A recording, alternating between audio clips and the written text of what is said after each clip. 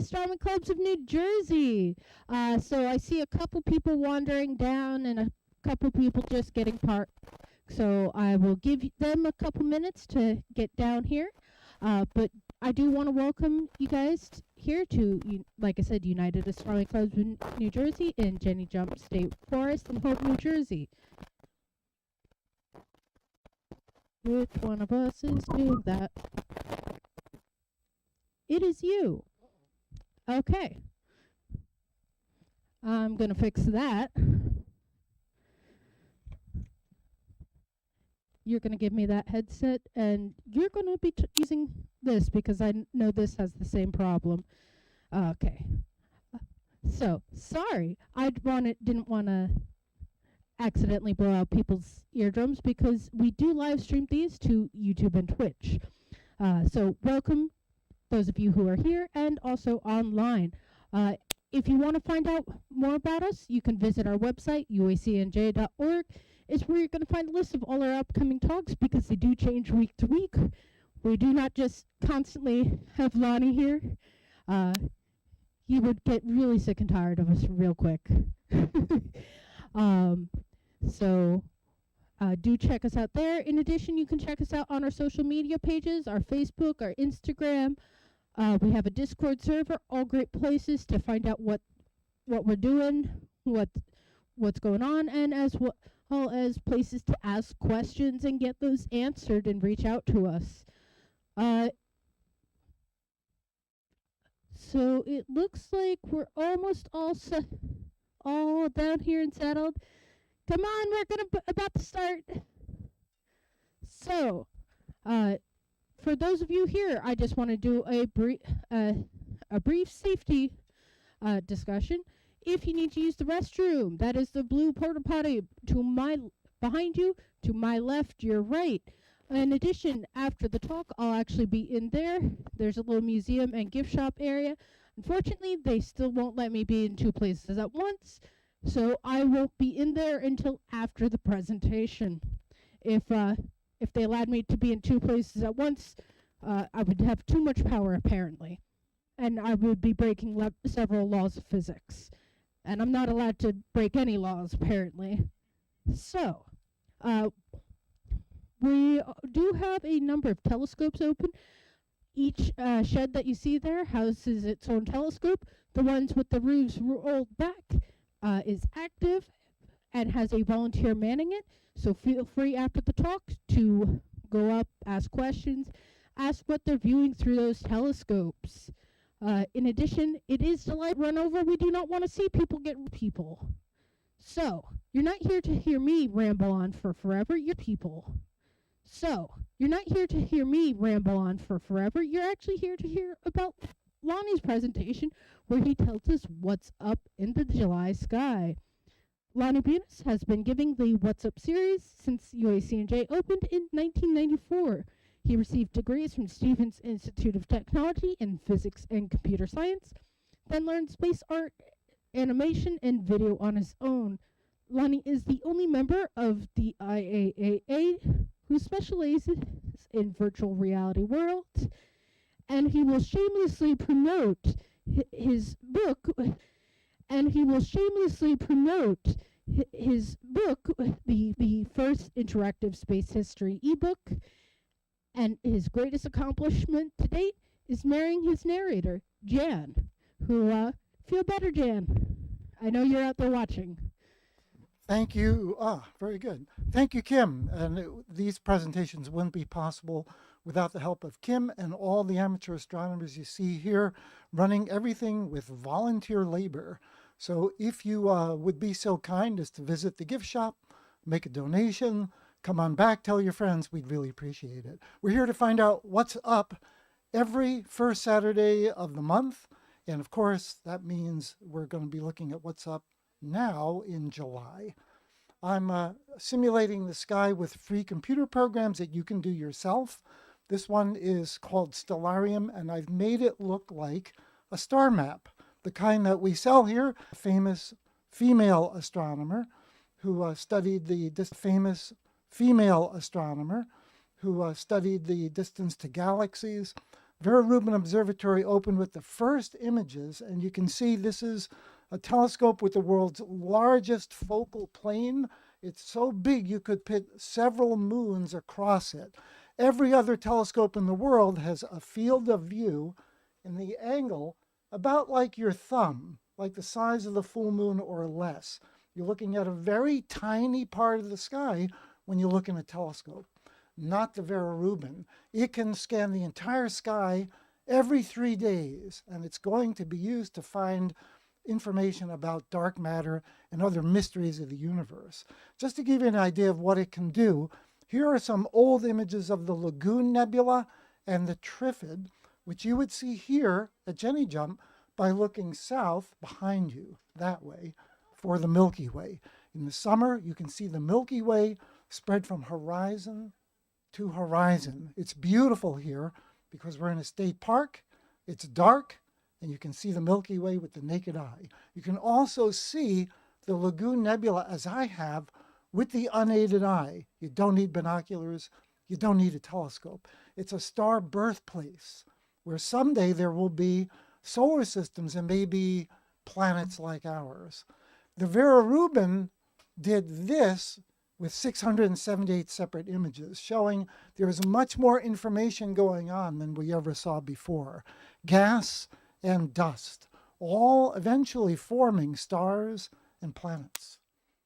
If you want to find out about what's up in the sky every month, you can go to some of these websites. I like to use Go-Astronomy and starwalk.space for their calendars. I do not work, disclaimer, I do not work for any of the websites that you see me talking about today. I am an amateur astronomer. I do this for love, not money. So, what events are we going to take a look at first? Some of you probably noticed the moon is out, right? Well, the moon's doing some very interesting flybys this month. It's going to fly, it flew by on July 3rd, the bright bluish star Spica, a spike of wheat in the hand of Virgo, zodiac sign. Some of you might be Virgos, which means the sun was there when you were born. Then the moon keeps passing through the sky, passing through the constellations. Why? Why is the moon moving through? Why does the moon move through the sky? Correct. It orbits here. We should have free gifts available for correct answers. We used to do that. We'll have to do that again. When my wife comes back next time, she'll pass out a thank you. Yeah, the moon is orbiting the Earth, so it's going to change night to night going through the constellations. It's going to pass the heart of the Scorpion, which is, Scorpio is the zodiac name, Scorpius is the astronomy name. And Antares is anti, against, the rival of Ares or Mars, the war god, because it looks red like the planet. It goes through Sagittarius, the archer, bow and arrow, half man, half horse. I don't know how you see that. We'll see if we can see that in the sky. Then it becomes the full moon on the 10th of July, the buck moon. We'll explain why. And finally, new moon is the best time to go outside, look at the stars. Why? Where is the new moon?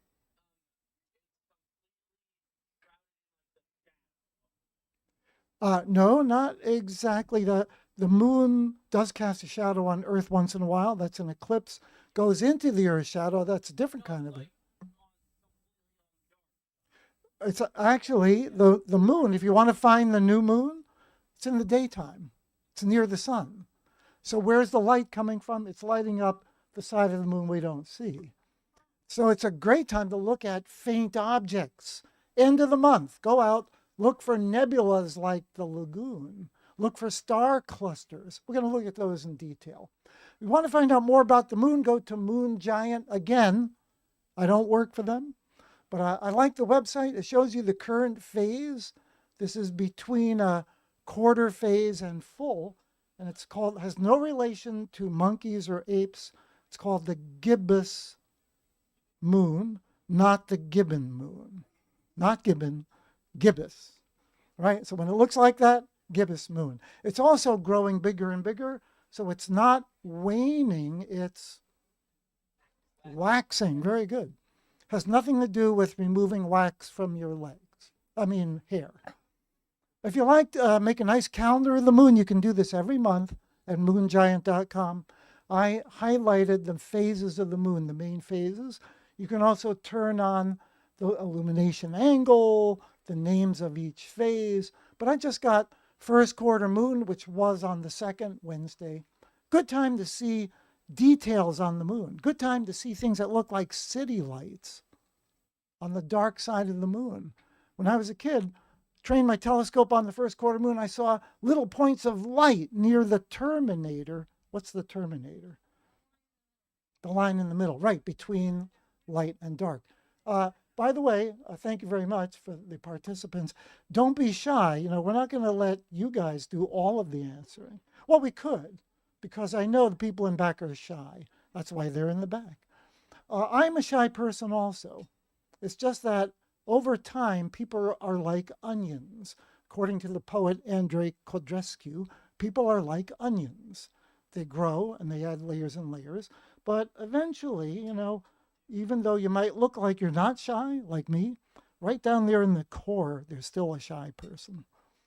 What was that? That's right. So the full moon is a lousy time to see anything except planets or bright stars. And that happens on the 10th.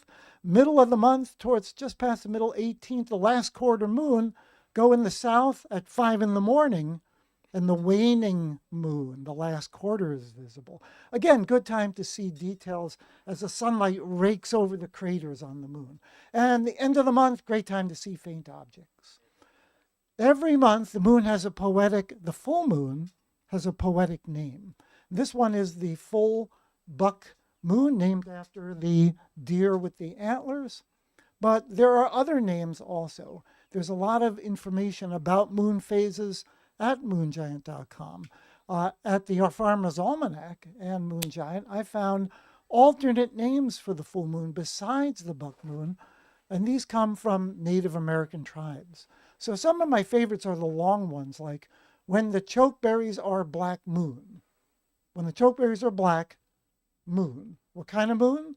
When the chokeberries are black. Or how about short ones? The wirt. Wirt. Celtic word. Wirt yard is an herbal garden. So it could be a wirt, herb moon, or mead moon, right? Or the limbs are broken by fruit moon. Pick your favorite. Go to Moon Giant, see what favorite name you like. One of the previous months, I found 21 names for the full moon.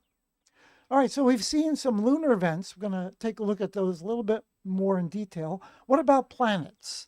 This month, July 4th, yesterday, besides being the birth date for the United States, was a good time for Mercury to be its greatest eastern distance away from the sun. So let's figure out where that is. North at Jenny Jump is that way. Where's south? Right. Again, only the brave people in the front row. South is that way. Where does the sun set if you face south? What direction? Correct. West is that way. You're right, sir. So if something is east of the sun, it's left. Mercury is left of the sun. Best time to see Mercury is now, tonight. In fact, when I finish talking, it's going to look like this. It's going to be right by one of these wires here. And this is an actual simulation of Jenny Jump, of UACNJ, where we are right now. And you would look for the planet Mars and a sickle shape and a triangle for a famous animal that's a sign of the zodiac with a powerful mane, M-A-N-E. Lion is correct. What's the name of the lion? Anybody? Leo, correct. Look for Mercury. Good time to see Mercury over the next few days. And finally, special events. You've been hearing about T. Corona Borealis in the crown. Have you heard anything about it? Probably nothing. We've been waiting since April of 2024 for this thing to blow up. It is an occasional recurring nova. Every 80 years, this thing blows up, and gets brighter 1,600 times. It goes from being invisible to visible to the naked eye. I'm using the technical term naked eye. Repeat after me. Naked eye. I didn't hear everybody. Naked eye. Excellent. You've all got them. Please use them. This is a double star, the little tiny white dwarf star the size of Earth, hundreds of times smaller than most stars. Is sucking material off of this big red giant star. It blows up every so often on this disk that collects or accretes. So astronomers, being the brilliant geniuses they are at inventing names, call the accreting disk a accretion disk. Woohoo. Now you see how astronomers make up names. I'll be doing that again later. So there's a bright spot that fuses, nuclear fusion, blows up, boom, becomes a nova. Not a supernova, but still very violent, very bright. And we expect this because this happened in 1946. There was a dimming, and then it blew up. Same thing happened in 2018. It dimmed, predicting that it should have blown up either last year or next year or the year after. So the best predictions that were made just last year were March 27th. Did it happen? Will you watch it? No, it didn't happen. November 10th. Can we watch for that? Yes. Or if it doesn't happen then, maybe June 25th, or maybe that's next year, or maybe February in 2027. How do we know? Because the time it takes for the stars to revolve around each other is 228 days, and they're basing their prediction on that. So will it happen? I don't know. Where will it happen? It'll happen right next to these two stars in the crown in Corona, which you're going to see by looking straight up tonight when it's dark. If you stay here until it gets dark, the amateur astronomers here will show you Corona. Ask them, the crown. And the two stars on the end, Delta and Epsilon, and right about here, right there, is a tiny star that you can see only on a star map, which is going to make a kind of a triangle, a right triangle shape with the other stars of the crown, and it'll be just as bright, visible to the naked eye. Cool. If you're bored and you're waiting for this to happen, you want to see a star that blows up regularly, this is a star called U in Gemini. Boy, brilliant names. T, U. What's the next one? V? U Geminorum, the star U in Gemini, sign of the zodiac, which is the what? Twins. Very good. Audience participation is not punished. So this is a dwarf nova. It gets 100 times brighter from magnitude 14 to 9. 14 to 9, that's backwards, isn't it? That doesn't make sense. Well, actually, yeah, the numbers get smaller as the stars get brighter. It's weird. Astronomers have this weird scale. And every 5 steps is 100 times brighter. Every 10 steps would be 100 times 100, 10,000 times brighter. So that's a dwarf nova, also lining up with Castor and Pollux, the twin stars, in a straight line down right there. And there's a close-up. Taking notes, everybody? Got it? Good. I don't expect you to find that.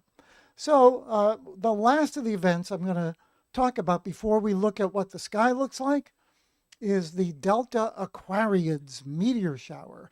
There's a minor meteor shower this month. In August, we have a major shower. I'll be talking a lot about that. What do you need to see a meteor shower? Very specialized equipment, all right? You got to spend a little money, right? You need a comfy chair. You need a comfy chair. You need some not too sophisticated equipment, some modest equipment. 36-inch refractor would be nice, weighing several tons. Am I making this up? Yes. Yeah, but you do want to watch out for these. This is in the Museum of Natural History. This is a several hundred times larger than life-size mosquito. So you're going to want this, a bug spray. And you're going to want this, which is Naked eye. And you're going to need a comfy chair like a lawn chair. Nothing fancy. Where should I look between July 12th and August 23rd, peaking on the night of July 30th? It's like a bell curve. The Earth is passing through a debris trail from an old comet. It's a parallel track, but the meteors spread out in all directions. Why? Well, it's kind of like those annoying barrier marks, the line marks on the Garden State Parkway, which I think are too close together, darn it. They meet in the distance, right? No. Do they? Do they meet? They never meet. They looks like they meet. That's parallel lines. So it's perspective, right? They don't. And the same with the meteors. They come out in all directions, but they're coming from one place. And they are probably the debris from comet Mach-Holtz, but we're not sure. 96P Mach-Holtz. This is still an uncertain source. We know pretty much the origin of all other meteor showers, but not this one. 16 per hour at the zenith. What's the zenith? That's the nadir. Straight down, look at your feet. Straight up, zenith, right? That's the clearest part of the sky. You're looking through only about 5 miles of the thickest part of Earth's atmosphere. All right, so there's comet Mach-Holtz, 96P Mach-Holtz. So let's look at the sky at a specific time every night. 9:15. Why did I pick 9:15? Why didn't I pick 9:30? I picked 9:15 because some of us have to go to bed early, and the sky is just getting dark about 9:15, and I pick the middle of each month when I do this. So first I want to look, and now I've reversed the sky for the people in the back so they can see things. I've made it negative, and I want to look for the Big Dipper, the Little Dipper, the Dragon, and the House, which is not really the house, that's the King Cepheus. The Queen Cassiopeia looks like a letter W, but she's mostly in the trees this month. These 5 constellations, Big Bear, Little Bear, Dragon, King, Queen, never rise and never set. Never rise and never set. But you can see them. That would mean you can see them all day long if you have the right equipment. Well, right, you can't see them in the daytime because the nearest star blocks them. But at night, they just spin around the North Star. And if you want to find the North Star, find the Big Dipper, which is not a constellation. It's not one of the official 88 constellations. Any piano players in the audience? Piano players, keyboard artists? How many keys on a piano? Yeah, right, same number. This is just a piece of the Great Bear. It's an asterism, star-ism pattern, star pattern. So find the Big Dipper's pointers, go 5 times their distance apart, about 5 degrees between the 2 pointers, Merak and Dubhe. Hold your fist out at arm's length. And this, amazingly, this works no matter how short or tall you are. Like that. That's about 5 degrees. Go 5 times that distance from Merak and Dubhe. 1, 2, 3, 4, 5, and you'll hit the North Star, and then you know where north is. And if you know where north is, then where's south? Opposite direction. Then you know your directions. You know where west is. You know where east is. Very cool. Those are the circumpolar constellations. If you look in the west at 9:15 tonight, you will see the planet Mercury amongst the wires here, near the planet Mars, Leo the Lion, if it's not cloudy. I don't know. This is from the concrete pad right over that way to the left of the cars. So I want you all to go and cluster together, tight as you can on the concrete pad, right? No, you don't have to agree with everything I say. Just testing. But anywhere here, anywhere in that area, look that way toward the west. I'm sorry, that way toward the west. I'm throwing you off, aren't I? West. If I face south, I'm going to see the main signs, constellations of summer. And this is the best time to see 2 constellations that are very difficult any other time of the year. The Scorpion, which is called Scorpius. Scorpio is the astrology name, Scorpius, with the stinger, with the bright red heart star Antares. Here, I'll put a little red dot. Looks like the planet Mars. The teapot next to it is Sagittarius, half man, half horse. Looks just like it, right? To me, it looks like a teapot. Over the years, amateur astronomers have been calling it the teapot, so most astronomers now call it the teapot. Yeah. If you follow the steam rising out of the spout, see the steam, dark. In the real sky, it's light. That's the Milky Way. The center of the galaxy is right about there, where there is a massive, multi-million stellar mass black hole sucking down stars and gas and planets and anything in its way. Can you see it? No, why? It's black. Black hole. It's invisible. It eats all light. Everything falls into it, and that's that. But you can see the origin point. You can also see a little fuzzy cloud above that, and that would be a star birthplace, the Lagoon Nebula. There are 3 signs of the zodiac right here that the planets go through. You see that line? That's the orbit of Earth if you drew it out into space. Most of the planets, the major planets, the sun and the moon all follow it because the solar system, to use the technical term, is flat. Flat. It's all lines up with the equator of the sun, except for Pluto and Mercury a little bit, and all of the comets and some asteroids. Boy, that doesn't leave much. So the major planets, Mercury, Venus, Earth, Mars, Jupiter, Saturn, Uranus, Neptune, pretty much flat in a plane. And that's where you find them in Scorpius and Sagittarius and the 13th sign of the zodiac. Did you know? 13. Ophiuchus, the guy who is holding the serpent. Serpent's head, serpent's tail, serpent's caput, serpent's cauda. So that is a good time right now. It's a good time to see these constellations. They're low, and that means they set and rise very quickly. Don't miss them. What's up in July? In July is your time to see the main signs that help you remember summer, the scorpion, the teapot. If I look close with a telescope in this area of the sky, I see globes of stars, clusters of stars in a globe shape that astronomers have brilliantly named. Anyone? Globular cluster. How did you know? Deduction, Watson. Globular clusters. There are thousands of these things orbiting our Milky Way galaxy at all angles. There's another one. That's the bright star Antares, reddish star. Your eye will see it as kind of orangey red or reddish orange. Take your pick. Reddish orange, orange red. Giant star. There's the teapot. There's the Lagoon Nebula, the Trifid Nebula that we saw at the beginning of my talk, looking like little fuzzy clouds, part of the Milky Way. If you look higher in the south, this time hold your head up very high, great place to see things clearly, you'll see the letter H spelling the first letter in the name of a famous hero from Greek legend. Hercules is correct. Boy, you guys should be winning prizes. Hercules, right.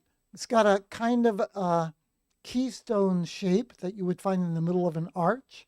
Right next to him, the crown that we talked about earlier. Wasn't that one of Hercules' 7 labors? Capture the crown, save the crown. To find this, you could use the Big Dipper again. You could follow the handle of the Big Dipper, which arcs in an arc. Yep, exactly right, sir. Thank you. Arc to Arcturus, bright orange star, 4th brightest in the sky. Speed to Spica in Virgo, bluish star. Your eye is a spectroscope. It breaks up the light into colors. Orange Arcturus, blue Spica, temperature difference. Blue is hot, orange is not. Ooh, that rhymes. What about the sun? The sun is yellow. What's that? Hot, cool, boring. The sun is, as we say in astronomy, boring. It's an average type temperature star. It's only about 10,000 degrees Celsius. That's nothing. New Jersey in the summer, much worse. Much worse. So you want to arc to Arcturus for Boötes the herdsman. Looks just like a herdsman, right? And then go to the left east, crown east, Hercules. Look closer in Hercules, you see a little fuzzy cloud in the keystone, about a third of the way down from the top right star.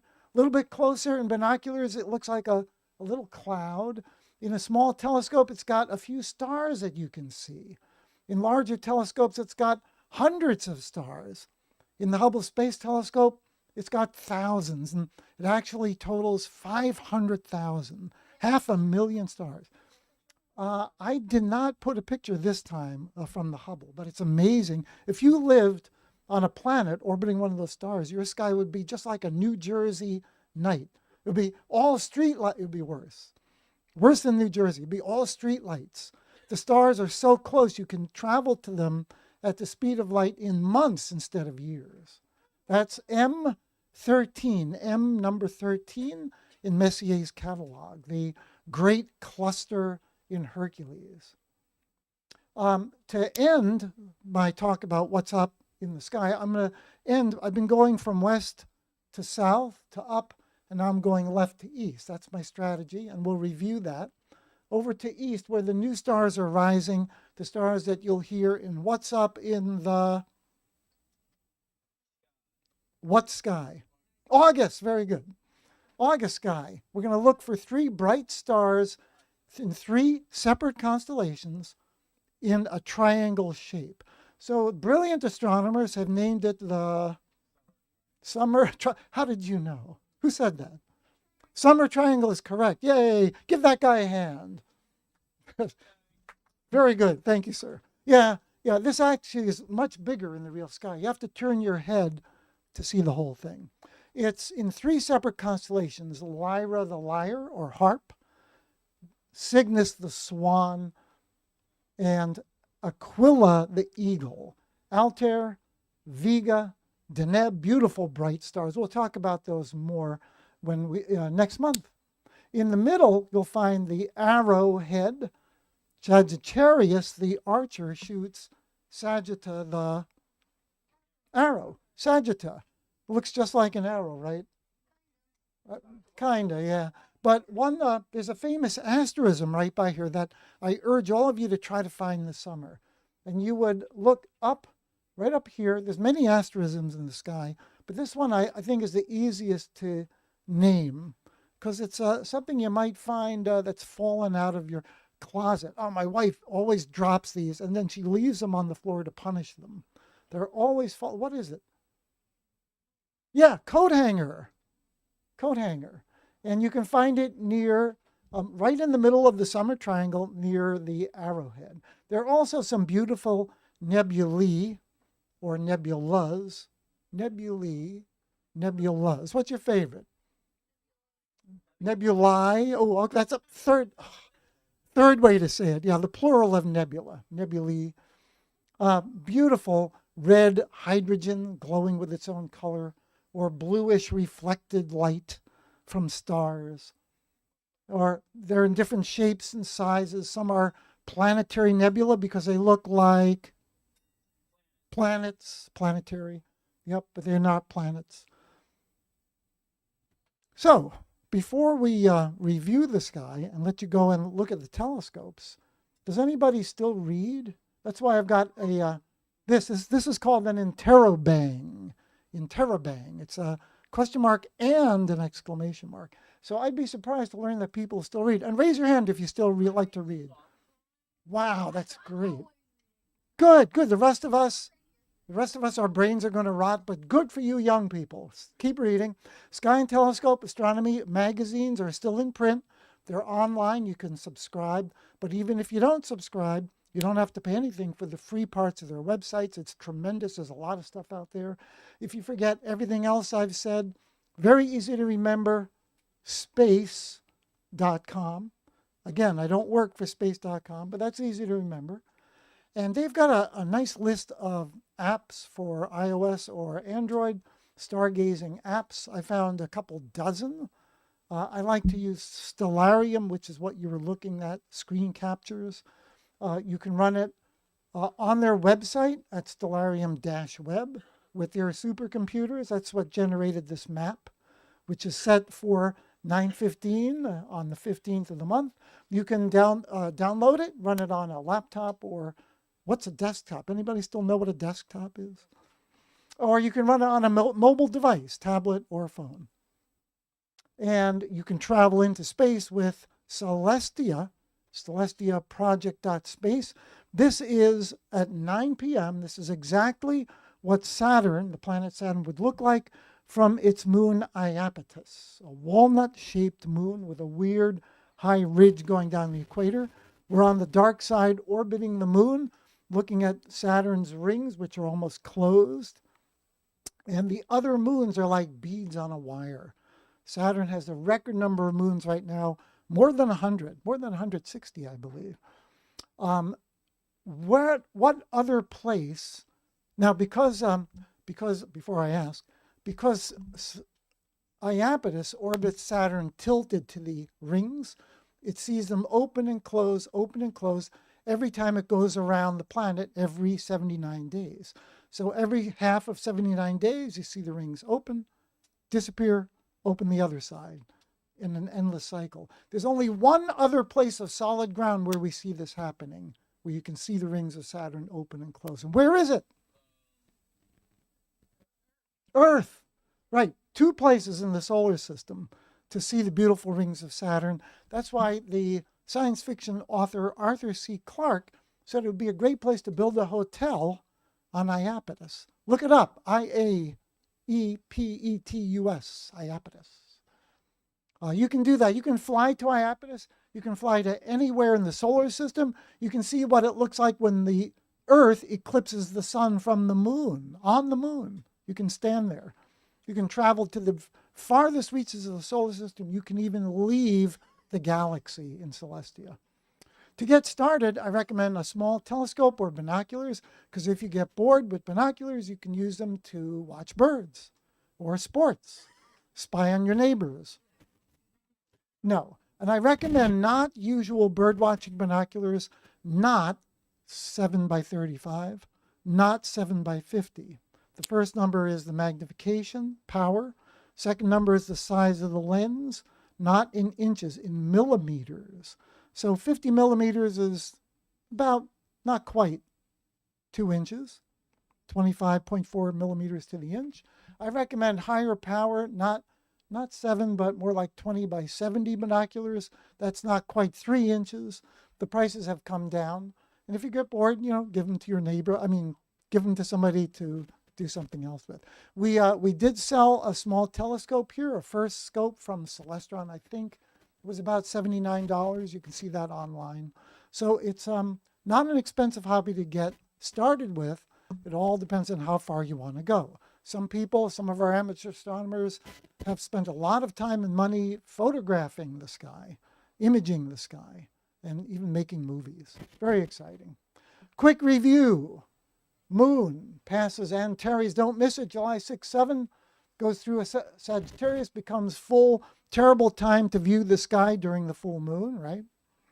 Great time is the end of the month when the moon is near the sun in the daytime. Go outside, look at the stars, use your naked eye. Planets, Mercury, check out Mercury tonight in the west. And finally, we're waiting for T Corona Borealis. I guarantee it, the major media will give it all of, I say 5 seconds. 5 seconds, it'll talk all about it. Don't miss it. And the meteor shower, the end of the month. What do you need for the meteor shower? 3 things. Comfy chair, no telescope, naked eye, bug spray. Yeah. All right, so comfy chair, naked eye, bug spray. Don't forget.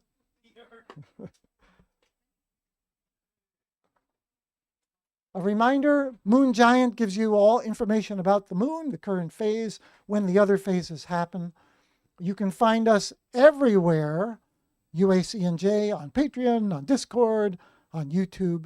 And I want to thank you very much for being such a good audience. Thank you. All right, let's try this again. That is off. You could probably just hold it like a mic. Good. Um, let's not speak into two mics at once. I don't need to really confuse things. But thank you, everyone who is here and online. So we're going to be having a question and answer session. How that's going to work is you guys out here who are here, you're going to raise your hand and wave it about like you just don't care. And keep your hand up until I get there with the mic so you can ask your questions. And we ask that you say your questions into the mic because chances are if you have that question, someone else might have that question as well, but not be quite brave enough to ask it themselves. So we do ask you, like I said, you speak your questions into the mic. Online people, you can have it easy. You just get to type your questions and then I ask them for you. So I'm going to start out tonight. Lonnie, did you know your wife's student Joe graduated last week? So congrats. Oh, congratulations, Joe, and thanks for checking in on us. Appreciate it. Yeah, he was watching, and I was talking with your wife in the chat. So, anyhow, any questions out here? Wow, not even the crickets today. You guys are all experts on the sky now. Yeah, like I said, if your hand's not up pretty far, I can't really see you. How long theoretically would it take you to fly in a ship to the North Star? Let's see. Now, I forget the exact distance. It's on the order of a few hundred light years. So if your ship could do close to the speed of light, which is a very difficult thing, it would take hundreds of years to get there. But if you could go to 0.999 of the speed of light, you would age only perhaps a few years because of relativity, Einstein's relativity. On board the ship, your time would seem to pass normally, but you would only age years rather than centuries. Also, factors that may change your time, what technology you're using to travel, whether you can hit any other things that you can gravity boost off of in the path, because I think was it Voyager or Viking that they used a gravity loop around, I think, Jupiter, to get it out farther. So, there's a lot of things that can affect the travel. All right, and we got another question here. Push a button. It's already on. What gets you most excited to see in the sky any time of the year? What gets me most excited to see in the sky any time of year? The Milky Way, because it's been a long time since I've seen the Milky Way. Every time I come up here, it's been cloudy or rainy. So I'm waiting for one of those clear nights. I think seeing the nova, T Corona Borealis, would be thrilling. But my favorite objects are planets, worlds. That's why I make three-dimensional worlds on my website. Shameless advertising, astronomyinmotion.com if you'd like to reach me. You can find my contact information. Astronomy in Motion. So planets, in one night last summer, I saw the disks of Jupiter, Saturn, Uranus, and Neptune all in one night. So that was exciting. Yeah. Did you travel for that, or was that here? I was in my backyard. Ah. Yeah, that's even better. That's no travel time. That's step outside. No, I live in Bergen County where the lights are so bad that all I can see in the Little Dipper is the North Star. So I need my phone. I hold my phone up with Stellarium, and it shows me what I'm supposed to be seeing. So I can find the North Star to line it up, and then my computerized telescope finds everything else. All right. Was there another question out here? Don't have to be shy. Don't be shy. All right. If you guys have any questions, like I said, do raise your hand. Online people, I would like to give you a couple extra minutes to ask any questions.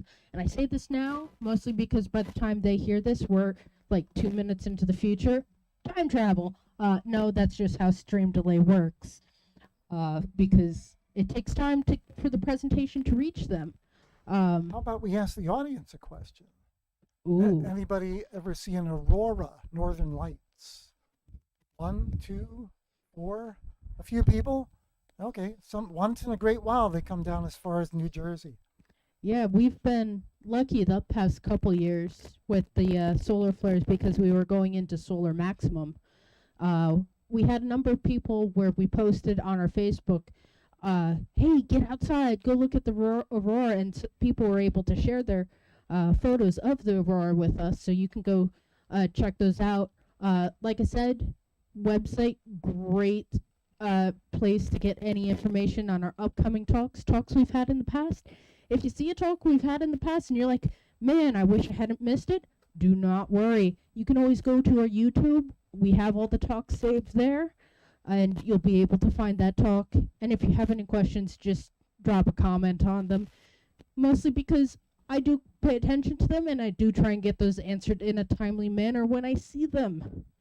In addition, our social media, like I mentioned, Facebook, Instagram, we have a Discord server, which is actually on there now. Perfect. All great places to share things like your aurora pics, anything like that. Oh, we have a question. Perfect. Save me from myself. No, you just got me thinking. How do you see this field changing with the increase in the number of low Earth satellites, low orbit satellites, the huge expansion of them? Yeah, in case you didn't hear that, how is astronomy changing with the so-called satellite constellations that are going up? That is, astronomers are expressing a concern because observatories like the Vera Rubin capture such faint light with long exposures that that's going to make a significant contribution. They are trying to make those satellites darker, reflect less light. They're using various techniques, but I think astronomers are going to be finding it more difficult, taking faster exposures, maybe finding ways around.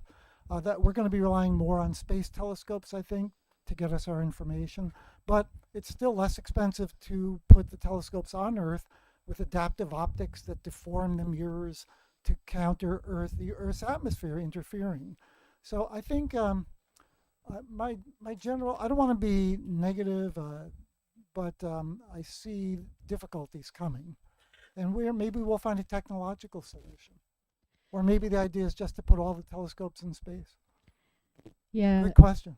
Our astrophotographers here, if you ever ask them about the constellations, they will talk your ear off about how it makes getting the nice images here on Earth very difficult.